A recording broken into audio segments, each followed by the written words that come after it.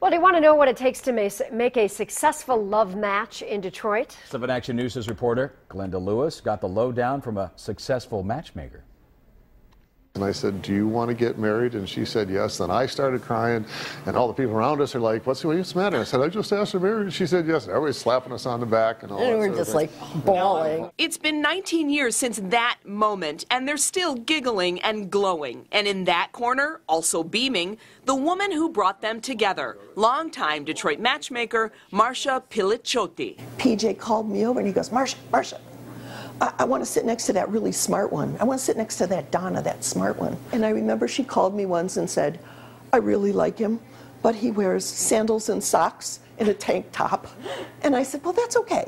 He has a big heart, and buy him new clothes." The Corktown bar owner and the Detroit News photographer call it a match made in Marcia. And many happy couples know it well, including her own daughter. I introduced her to one of the firemen, and that was it. You know, a couple years later, they were married, and I have the world's coolest granddaughter now. You may have seen her on the cover of Metro Times or other local papers, putting together parties for more than 20 years for single Detroiters to meet.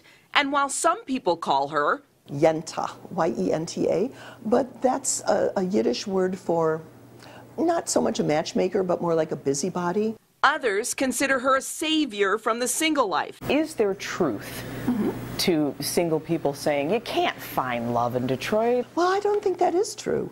I think you just have to go places where people that are like you are hanging out. I think volunteering is a great one. Friends of friends. The likelihood of me running into her was probably slim and none.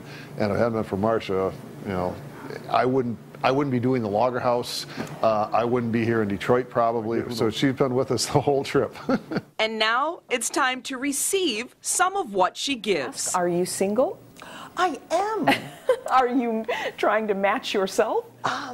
Well, there's a really good poem by Alexander Pope, and the first line is, "Hope springs eternal in the human heart." Maybe someone can match you up one Exactly. day. I'm Glenda Lewis, 7 Action News. It's only a matter of time. Now, Yeah. maybe Marcia will find a match at her own party.